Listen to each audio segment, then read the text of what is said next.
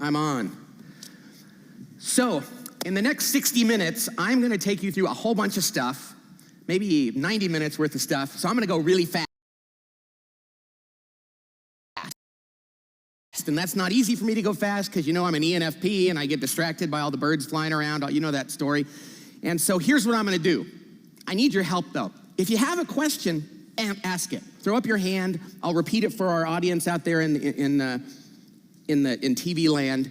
But I like to get interrupted, and that probably, because I don't remember what I'm ever gonna say, and I bring notes out here as a prop, but I'm probably not gonna use them. So please help me out with this, okay? So let's just dive right in. I'm not gonna do a big intro. Basically, what I'm gonna talk to you about today is two things. First, how to hire and develop great team players, the kind of people that you can slide into an organization and they're gonna do great. And secondly, how to keep them. Okay, and as is true in anything, you're gonna see a lot of overlap between things that Dave has talked about, because EntreLeadership is an amazing book, and things that Christy talked about, and things that Chris just talked about, okay? So when you see overlap, know that that's intentional or that's good, because truth is not contained in one box, alrighty? So, we're gonna dive in, we're gonna talk about my book, The Ideal Team Player. Now, I think I have a clicker around here someplace, but I didn't bring it out here. So whoever's clicking back there, I'm gonna just say, next slide. All right. Hello. Hello. Oh, there it is. Oh, sorry. Okay. Oh, there's my clicker. A big round of applause for her. She is working so hard backstage. Thank you so much. That was my fault, by the way. Okay. So we're going to talk about my book, The Ideal Team Player. Now, let me tell you something. So I wrote a book called The 5 Dysfunctions of a Team. You may have heard of that book. When I finished that book, people said, hey, Pat, what kind of people are better at overcoming these 5 dysfunctions than others? And I thought, I don't know. Maybe there are some, but I'm not sure. I hadn't thought about it. And I was really busy in my life. And then it was years later that I realized, oh my gosh, we actually had an answer to their question. We just didn't realize it. You see, years ago, before I started my own consulting firm, so this was more than 20 years ago, I was an executive at a software company, and we read that book by Jim Collins, who's wonderful, called Built to Last, Jim Collins and Jerry Porras. And in that book, they said, great companies have core values. So we said, well, we want to be a great organization, so we're going to get some of them values ourselves. So we went and had an offsite meeting with a flip chart and a big thesaurus this big, and we said, we're going to come up with a bunch of words that define who we are and what we stand for, right? We all did that. You've all been in those meetings, in those exercises. Well, at the time, we came up with 3. And we said, we're going to build and manage our department around those 3 things. And so we didn't give it much thought, we just used it. And then a few years later, we went and started our own consulting firm, The Table Group, that I do now. And we said, let's use those 3, because it was the same group of people that started the company. Let's use those 3 values for the core values of our company. So we said, good. Then we went out and started working with our clients, and one of the things we did with them is help them figure out their core values. And inevitably, they would say, hey, Pat, what are your company's core values? And we said, well, we don't really tell people about them. It's just for us to understand. Yeah, but what are they? We're just curious. We go, okay, here's what they are. We told them 1, 2, 3, these are them. And they go, yeah, we want to use those too. And we say, no, you got to go get your own core values. Those are ours. And I remember thinking that they were just kind of lazy, or they just wanted to check it off the list. Why would they want to borrow ours? Why wouldn't they want to come up with their own? And it wasn't until years later that I realized they weren't being lazy. It was actually that they were really interested in teamwork, and they had figured out something that I had not yet figured out, and that was those 3 values, those 3 behavioral traits were the very thing that defined a great, ideal, if you will, team player. I didn't realize it, but it kind of made sense since we were the teamwork company and we worked on these books and we did all these things. Of course it made sense. Those 3 things, accidentally, we discovered really make for a team player. So that's what I'm gonna go over with you today. And this is the simplest book. All my books are simple. I'm a big believer in simple wisdom. You know, Samuel Johnson once said, people don't need to be instructed as much as they need to be reminded. And I think that's true. As a parent, I've learned that. My kids need a lot more reminders than they need instruction. And I do too. And so when I wrote this book, I thought, this is so simple. Should this be a book? And people said, no, I think this would be a good book. So we wrote it thinking, well, it's so simple, and I think that might be why it's selling faster than almost any of our books, is because it's so easy to read it and go, that's what we need to do. And there's a lot of tools in it too. And some of those are in your workbook. So let's go ahead and take a look at the 3 values, the 3 traits of an ideal team player.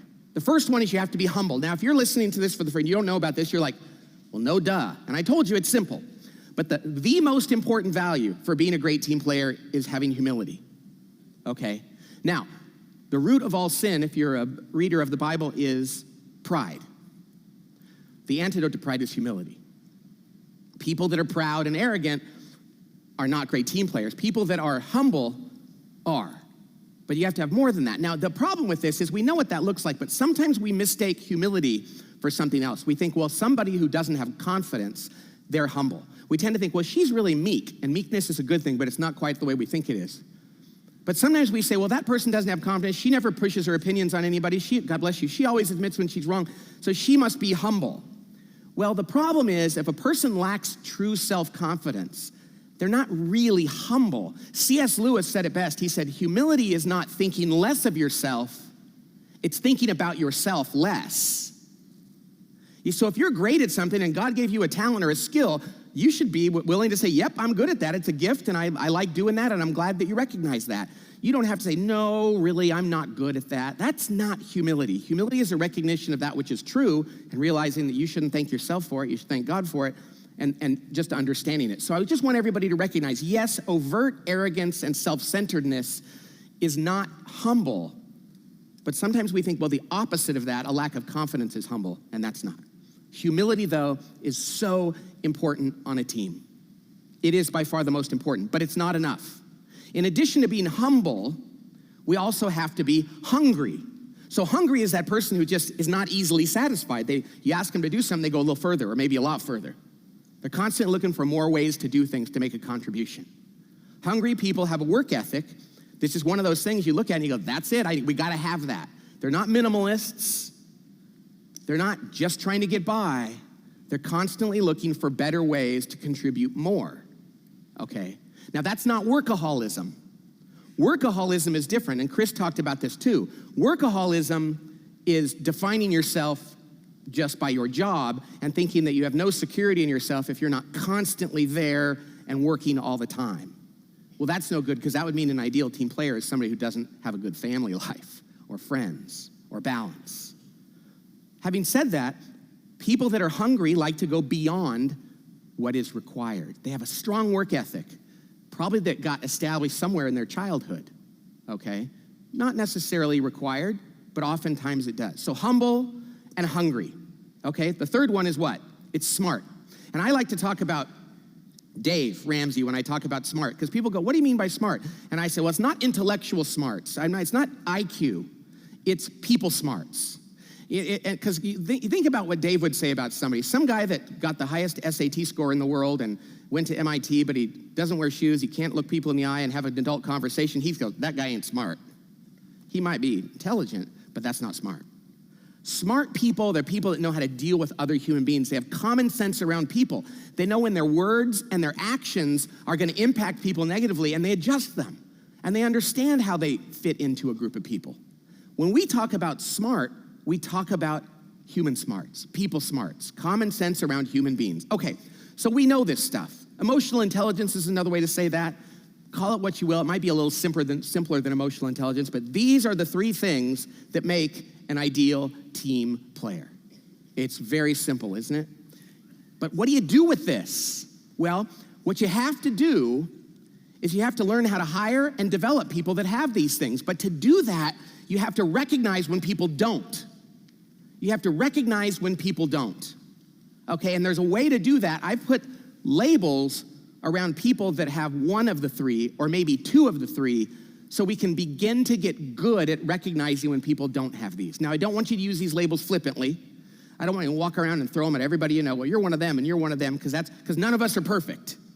None of us are perfect. We all have bad days, bad moments, bad weeks, and we can look at these and go, yeah, sometimes I can be that way. Nonetheless, I want to take you through this because I think it really helps if you can recognize these so you can help people on your team that struggle and you can avoid hiring the wrong people for your team. All right, so let's talk about people that are 1 for 3. We're in the World Series time right now. 1 for 3 is pretty good in baseball. For the ideal team player, it is terrible. Don't hire people that are 1 for 3. And I'm talking about people that have one of the values but egregiously lack the other two. So let's take a look at the person who is just humble. They're not hungry. They're not good at dealing with people, but they are not arrogant. They're truly humble. We call this the pawn. A person who is only humble might be a good neighbor, might be a good friend, but having them on a team means they're just gonna do whatever somebody tells them to do, and they're gonna have not a lot of desire to do more, and they're probably not gonna really work that well with other people on the team. You're not gonna come across a lot of pawns in the world of work. Most of them aren't applying for jobs. These are not the kind of people that you're gonna have to worry too much about, but you have to understand, even though humility is the most important value, it's not enough, okay? So pawns aren't people we're gonna be looking at. What about somebody who is just hungry? They're not humble, they're not smart. This is what we call the bulldozer. The bulldozer, now you wouldn't think these people would survive very long in a company, but in small companies and entrepreneurial companies, sometimes they do because they're the boss. And they run roughshod over everybody else. Or they're that one salesperson that makes his or her number all the time, but is constant, leaving a trail of dead bodies behind them as they do that. Bulldozers are generally pretty easy to spot, but sometimes they survive in our organizations because we justify their behavior based on their individual output, and that comes at the cost of the culture of the company. We talked about that in our discussion earlier with Ken and Dave, okay? So, bulldozers, don't really want them.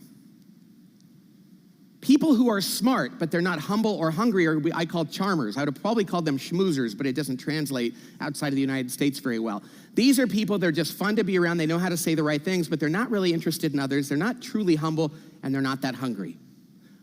Do what you can to always avoid keeping or hiring people that are charmers, that are bulldozers, or that are pawns. Okay, that's enough on the 1 for 3s. I just want you to know what they look like. The 2 for 3s are the really interesting ones. Because we can relate to those, we can probably recognize people that are like that, and we are gonna come up with against them when we interview. So let's talk about people that are 2 for 3. Let's say somebody is humble and hungry. So they have the most important one, they're humble. Not ego-driven, they're confident, but they don't need to project that all the time. And they're hungry. They're gonna go above and beyond. They're gonna have a strong work ethic. They're not gonna be easily satisfied. But they don't have people smarts. We call this the accidental mess maker. The accidental mess maker is somebody, and I have a lot of tolerance. Of all the people that are 2 for 3, of all the different types, I have a lot of time for accidental mess makers because they mean well, but they come out of meetings and they say things that they probably shouldn't have, and they apologize for it because they don't realize, because after all, it's an accident. We have to clean up after him like my puppy, but my puppy means well. It's just constantly knocking things over, and I gotta pick up his poop a lot, all right? So that's what you gotta do with accidental mess makers, but you realize they're well-intentioned. Now, in the world of, I like to think about movies and television and characters that would embody this. And one of my favorite movies in the world is It's a Wonderful Life, right? And Jimmy Stewart plays George Bailey, the main character, and he's definitely an accidental mess maker. Really humble guy, really hardworking. He just was constantly saying the wrong thing to the wrong person, well-intentioned. Everybody loved him, but you kind of had, because Mr. Potter would come along and do something, he'd say, well, Mr. Potter, you're just a jerk. If this were a movie made today, he'd call him an a-hole or something like that. And then Mr. Potter tries to say, and everybody's like, George, just don't do that kind of stuff. You all know people in the office that do that kind of thing. They need a little help in this area. Accidental mess makers can be a problem, but I'll take them over the next 2 types. The next type is somebody who is humble and smart. So they're not ego-driven, and they're really good at dealing with people, but they're not very hungry. We call this the lovable slacker. The problem with the lovable slackers is they're lovable, right? They're fun to be around. They mean well. They're not ego-driven. They just never go beyond what you ask them to do. They often go just a little less than that, or maybe just enough and no more, okay? Now, I said this earlier today, I am in the management lexicon what you call a wuss. I don't like to hold people accountable, and I had a lovable slacker on my team, and he's a dear guy. He's still a dear friend of mine, but he was definitely the lovable slacker. He was a very passionate guy about his family, which is most important. I mean, one of the most important things. About his friends, about his softball team, his football pool, but not about his job. And everything I tried to do, I couldn't get him to be passionate about his work. So I went to him and I said, listen, you can't work here anymore, so you let me know when you're ready to leave. And 5 years later, he was gone. Let me tell you something. But he was so lovable, and I was such a wuss. Now that's the thing about a lovable slacker, which is why we gotta be really careful, because they will lovingly tell you why they didn't do it, and they will tell you how much they're gonna work hard at it, but at the end of the day, if they don't have it in here,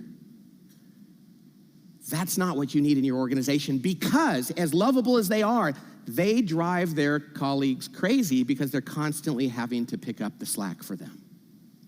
Okay? The lovable slacker is easy to keep around, and it's a very dangerous thing because we have to calculate the cost of what that does to the culture of the organization. Now, some of you are looking at this and go, yes, sometimes I'm an ideal team player.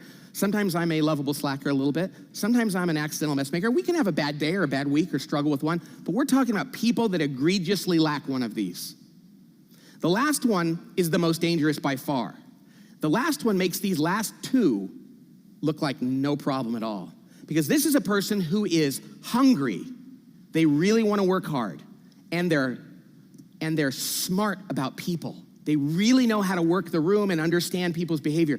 But deep down inside, they are not humble. It's all about themselves. But they know how to hide that by being smart enough to disguise it and to make people think they're humble. And we call this the skillful politician. And there is no accident about why we call it that. Because these are people who are versed in self-promotion, but are so good at hiding it or disguising it that you don't realize what's going on until you find the dead bodies in that closet. I once worked with a guy who was a skillful politician. And what was really shocking about him was he was Canadian, because you would not think a Canadian would be a skillful politician because they're so, hey, how you doing? Hey, you know. And this guy seemed like the greatest team player. And I was working with his executive team, and he was in charge of business development, and everybody said, what a great guy he is. He works hard, he said the right thing at meetings. And every time they do an acquisition, there would be bloodshed throughout his team, but he would always come out smelling like a rose. But everybody was like, man, he really cared, though. He really tried to do the right thing. And it happened again and again and again. He just kept rising up the ranks. Other people kept getting hurt. And one day we realized that guy is all about himself. And look what it's done to the organization.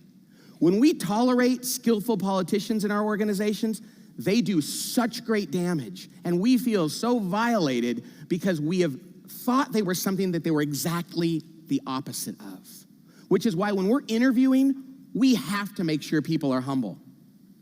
When we're working with our teams, we have to sniff out anyone who deep down inside does not have that humility. And there are ways to do that. And they're in the book. There's self-assessments and assessments of others that you can do. But we cannot let ourselves get fooled in the area of humility, because then we're going to be left with skillful politicians. And there's nothing worse than managing a skillful politician out of an organization. It is so much better to avoid them before they get in. Okay, so we figured this out. We've got the ideal team player up here. So what are we going to do with this? Well, the first thing we need to do is look at the teams that we currently manage and deal with people on those teams. And now, again, I don't want you to go on a witch hunt and go, you know, I think you're a lovable slacker, aren't you? Tell me the truth, you know, because that's dangerous. Here's a better way to do it. There's self-assessments you can have people take, which is better for them to assess themselves. But the best thing you can do is, if you're a leader, is you can assess yourself. And rather than taking a detailed diagnostic, just look at these three things and answer this question. Rate them, don't rank them, rate them first, second, or third for you.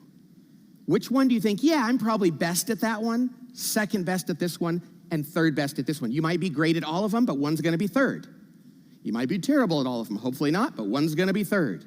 So assess yourself and go to your people and say, you know, there's this model like this, here's the definitions. I probably think the one I could use the most help on is this one, okay? Be vulnerable, go first. So I'm gonna say that, so the thing we need to do is go first in letting our people know what we are, and let them talk to you about that. And they're gonna go, okay, great. Now then you're gonna say to your team, okay, I want everybody on the team. I was just talking to a CEO yesterday about this, because he was the first person we ever took this through, because they were like, take us through a model on that. Oh yes, a question, yay.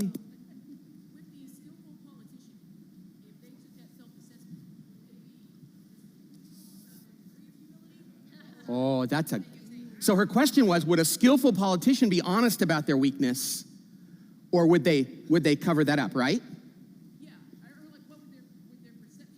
Well, the good news is when you do this, here, I'm gonna throw this just for fun. It's funny how it corrects and gets there. Thank you very much. Thank you. So would they be honest? Now, here's the great thing. If they're not, everybody sitting around the table is gonna go, so let's say that skillful politician goes, well, I think humility is my strength, and blah, blah, blah. And this is where you go, so anybody have any input on that? and I see this happen, people are like, I'm not sure I'd put that one first, maybe fourth, you know what I mean? And because it's weird when they have to actually say it. So I was working with a team that had some people who had a tendency to be a little bit skillful politicians. And so when I said to them, hey, everybody, you're all gonna assess yourself, first, second, and third, go ahead and do it. I was really concerned that nobody would put themselves in that category. And suddenly these two guys sitting at one part of the table started to laugh. And I said, what's so funny? And they turned to the team, they said, well, obviously we're not humble. And it was like liberating. They were like, clearly we're not humble. And I was like, wow, so people will say that because they know it deep down inside. And secretly on a team, they kind of want to say, I know it's an area of struggle. I know you're not going to fire me, but I want to get better at this. But you know what you do after everybody assesses themselves? So you say, okay, you guys are the ones that were least on humility. You're the ones that are least on hunger. You're the ones that are least on smart. I sent them off on their own in groups of similar weaknesses, which seems kind of weird, but it kind of worked out well, I think, because they needed to be upfront with each other. And I said, come up with some ideas that you would have to improve in this area as a team player. And so I not secretly, but I decided to go watch the humble people because I wanted to hear what they had to say, right? Because these would be the ones that are skillful politicians. And they got in a room and they said, so what should we do? What can we do better? And one guy said, come on, you guys, none of us ask questions about other people. We're always talking about ourselves. And when other people are talking, we're not really listening. We're kind of figuring out what we're gonna say next. And we kind of make it about ourselves. And that's, they know it, we know it. And they came back into the room and reported back to the team as like, we're gonna start asking you guys more about your lives and what you're doing in work, and we're gonna stop bringing all the attention to us. We know we're kind of needy that way. And it was like, the room was just like, it's weird. You give them a simple way to look at it and they're gonna go, yeah, that's me, right? And similarly, two of the guys on the team, and there were two guys said, yeah, we've made a lot of money here. Sometimes it's easy for us to lose our hunger, but we don't want to lose it, but we know you guys kind of wonder, why should we work that hard? So we don't want to be that way. So you guys can call us on that. We're going to stay late more than we used to. We are going to go above and beyond, and we're never going to mail it in. And if you see us mail it in, call us on it. And then the smart people were like, okay, when we say something stupid at a meeting, before the meeting's over, go, you didn't really intend to mean that, did you? Because you realize you pissed everyone off. They're like, I'm sorry. And suddenly they were able to call each other on this stuff in front of one another. Now, if a person is really a deep, deep, deep skillful politician, and hopefully you won't let those in, they may never admit it, but the other team is gonna see it, and eventually you're gonna have to do something about them. Okay, great question. Thank you very much. I appreciate that. Another question, yes? How do you fire a skillful politician? What's that? In a small business in a local community. I think you should do it very publicly.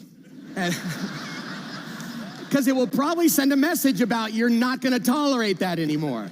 But don't do that, because you still have to respect it's a child of God. But here's the thing. Here's the thing. And Dave talked about this earlier. We talked about the Wicked Witch of the West. When you finally do let that person go, and while you're doing it, you're gonna be gracious, but you're not gonna bend. Because you know that when you finally let that person go, and you do it kindly and with dignity, because it sends a message and that person deserves it. But when you finally let them go, people are gonna go, thank you. Thank you. Because nobody else has had the courage to do it, because they're good at trying to avoid that. But when you're a leader and you know this person is not humble, they don't celebrate others, they're always insecure, and I've worked with them and I've pointed out to them and I just can't get them to change. When you finally take that action, people are going to quietly come up to you and go, thank you, Dorothy, right? Let me tell you though, sometimes it's easier to let go of the other people and they're far less dangerous. They're far less dangerous. And let me tell you, that person, the truly skillful politician who can't take the coaching and get better, is never gonna say, you're right, you should have fired me. They are always gonna tell you you're wrong, because that's that insecurity. Whereas the lazy guy is like, I know I'm kind of lazy. You kept me around a lot longer than you should have, you wussy, But that person will never tell you it was the right thing to do. Oh, you get a book. Free book for the first 3 questions. She's coming over like, don't hit me in the head. Here you go. Thank you. Thank you. Thank you very much. I almost hugged her, but I thought, I probably shouldn't do that. Let you in on my thinking here. She was quite attractive, though, wasn't she? Okay. So that's what we do. Now, the third thing is, and I alluded to this earlier, so your whole team is self-identified. Everybody on the team is like, yep, you got it right, you got it right. Humble, hungry, or smart, that's your third. And then you say this, here's the deal, guys, gals. I'm the leader. I am going to hold you accountable for getting better at your third area. And I want you to hold me accountable for mine as well. And every time I see you do something that fits into that behavior category, I'm gonna let you know, right? And it's not gonna be fun, but I'm gonna do it because if I love you, and I hope you love your employees, you owe it to them to do this. Because that's the only way they're gonna get better. But remember I told you before what I do as a leader? I'm like, hey, listen, I think that you're leaving early all the time, and at meetings you're not volunteering to get more done. So I tell you, and then you do it again the next meeting, and I go directly to my wife instead of to you. And we do this. Because we're like, oh, I don't wanna have that difficult conversation, but I'm gonna vent about it. And then I tell other people in the department. And eventually I might fire him in a very cruel way, and he's gonna say, well, thanks for not telling me. At least I didn't feel bad, now I don't have a job. It's much better if I say to him, you did it again. Hey, that's another example. That's another example. When you do that, if you can love somebody enough to sacrifice yourself to be that uncomfortable on a regular basis with them whenever you see that, because it's uncomfortable, they will almost always choose one of two things. Many, many times, they will change their behavior. And you will be their best friend for life. You will say, you're the manager that was such a dick to me that made me better. Yeah, I said that fast, such a dick to me, that's one word. But love them enough to do that, right? To say, you did it again, I know you don't want to be this way, and they're gonna go, I finally got better because I knew there was nowhere to run and nowhere to hide. Or, second best, they're gonna go, you know something? I think I don't want to work someplace where I have to be this way. There's other places to work where they're not gonna hold me accountable to that, and probably this is the right time for me to move on. Sometimes they'll thank you right there. They'll thank you later for going, hey, that wasn't the right fit for me. Third, if they decide I'm not gonna improve and I'm not gonna leave, then you call HR and the lawyer but here's the thing, that situation, that last situation, calling HR and the lawyer happens way too much in corporate America because the leader did not have the courage to say, hey, you did it again. You're still doing it. Hey, good to see you again. You did it again.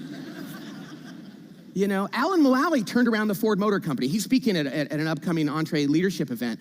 And Alan Mulally's an amazing guy, and I've got a chance to meet him. He turned around Ford. It was like, hey, what do you want to do, Ford or the DMV? It's the same kind of thing. And he turned around. He said, I'll take Ford. And he turned it around. And you know something?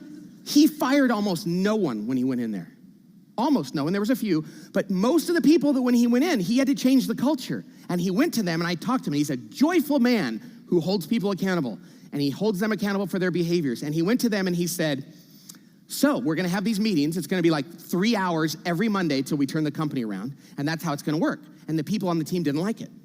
One of the people on the team was like related to the Ford family and had been there forever and a very high-powered executive there, didn't show up to a meeting. And Alan said, hey, you gotta come to the meetings. He goes, I don't want to. It's too much time. I'm so busy. And Alan said to him, oh, okay, that's all right. And the guy said, really? It's okay? And he goes, yeah, you don't have to work here. We'll still be friends. But you can choose to work elsewhere. Either way, it's fine. And he meant it. He wasn't like being snide. He was like, but that's how it's gonna be here. So you choose. A lot of people opted out of Ford. He didn't have to fire very many. But he said, I'm not gonna change. This is what I'm expecting of you, your choice. Now, for those people who said, I'm not gonna choose either one, he might have had to do something. Can you believe that? You would have thought for him to turn around a company that old and in such trouble, he'd have had to like wipe the slate clean, just let everybody go, and he didn't.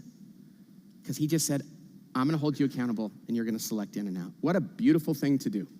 What a beautiful thing to do. Okay, so that's how you deal with your current team. You go first, you have them self-assess, and then you all agree you're gonna constantly remind each other till you opt in or opt out or something like that. The next thing we have to do is hire differently. Hiring. Now, I am shocked that in 2017, people are still hiring the way they did when I got out of college, largely. And so here's what we have to do when we hire people. First of all, we have to really, and people say this all the time, but I don't know that people really take it in. We've got to stop hiring for skill and technical skill. We've got to start hiring for behavior. Now, if you're a brain surgeon or you're flying an airplane, get people who know how to do that. But we still look at a resume and go, well, she built this kind of software system, so let's get her. It's like, yeah, but do you know if she's gonna feel, well, we're not gonna have to teach her any new software. It's like, people can learn new software. What they have a harder time is rewiring their own software. And so we have to put a greater emphasis on behavioral character traits than on skills. And even though we say this, you know that feeling when you're desperate for someone and they've done exactly what you want somebody to do, and you go and you start like, oh yeah, they're a great person. Yeah, they fit our, you're like doing every kind of gymnastics to get them to fit because you just want to know they're gonna come in and do the job. Okay, so we have to start interviewing differently. The process of interviewing has to change too, okay? No more traditional interviews. Traditional interviews are twofold. One, it's like, let's just say this is the executive team and we have to hire somebody. We've got to quit saying you interviewer, and then you interviewer, and then when everybody's done interviewer, we'll get all together and go, what did you think of her? That's a crapshoot. What we have to do is go, okay, we're looking for humble, hungry, and smart, and a couple other things. The first two people interview her. We're gonna debrief with you first before we go on and say, what did you think? And they're gonna both say, didn't you think she was humble? Oh yeah, I totally thought so. Great, great, great. How about the other two? We're not sure. Okay, you guys, look at everything, but focus on these. Then after the next two are done, what do you guys think? Oh yeah, we feel really good, and they debrief, good. Last three interviewers, focus on the last thing that we're not sure about. See, that is so much more impactful than doing this siloed one-on-one. Here's the other good thing. The interviewer as a team. They're going, well, that's gonna be really intimidating. Okay, she's gonna have to work with groups of people. Let's see how she does with that. Okay? And we're all gonna see the same things. I almost hired a guy once, or I did hire a guy, but I almost didn't hire him for the wrong reason. And we got a group of people, all of us, to interview him, and he said something, and two of the people were like, I don't think he's humble because he said this. And the other people said, whoa, no. No, he was actually being extremely humble. This is what he meant. And they all agree. And the other two people were, oh, wow, I'm glad you explained that. That makes sense. Had we relied on just their interview, they would have said, nope, not humble. We'd have probably gone, well, let's take off 2 points. This is a team sport, interviewing for team players, so let's do it that way. The other thing is, let's stop doing traditional interviews sitting across a desk with our legs folded and a resume out. Okay, that's not a good way to look for people. We need to get them in an environment where we see what they're really, truly like. Have a non-traditional interview. Take them to the friggin' store. Take them grocery shopping or shopping. Take them to your kid's soccer game and have them help you do something. What they say the best way to interview somebody is to fly cross country with them on a plane and fly back, and by the time you get back, you're gonna know if they should work there. And we all go, oh, I could never do that. It's too expensive, it takes up too much time. And you go, and if you really thought about it, it's like, whatever it costs and however much time it takes, it'd be worth not hiring the wrong person because how much time, but I think you can do it without the cross country trip. But take them to soccer practice. Take them to the soup kitchen where you go to serve people and see if they know how to deal with homeless people, whatever. Get them out of the office and see who they really are. And then ask yourself, do they demonstrate these qualities? So a woman I know, she started a business. In fact, I was thinking she has to meet Christy because she's a small business owner and a woman, and she's fabulous, and she needed to hire somebody to do operations. So she was desperate. Everybody's desperate.